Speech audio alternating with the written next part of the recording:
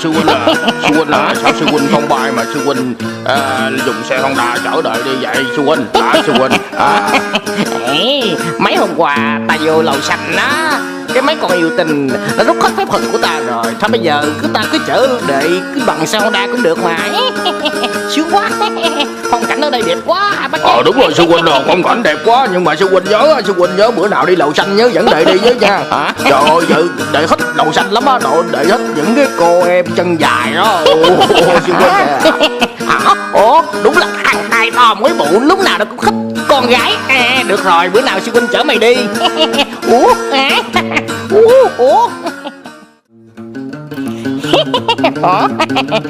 Bác gia, để thấy lão Tôn ta mới mua chiếc Alaska góp, thấy có đẹp không, chạy sướng không nhé. Ôi trời ơi, cái gì mà ngứa dữ vậy ta? Ôi cái quần này mấy ngày không có giặt nè, ngứa quá. Ôi bác gia ơi. Sư huynh đâu để xem. Có chừng rắn đẹp á sư huynh.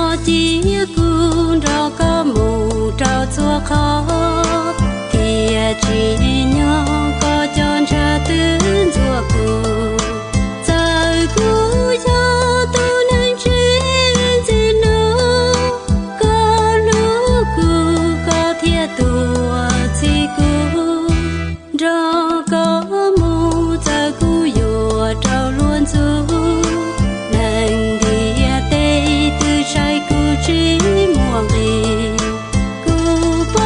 trên coi anh nó cô hay có thứ gì cô lon đời có ra cái tòa cô tao có ra cái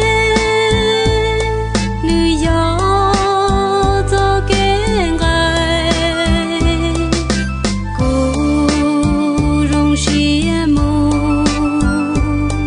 vì cô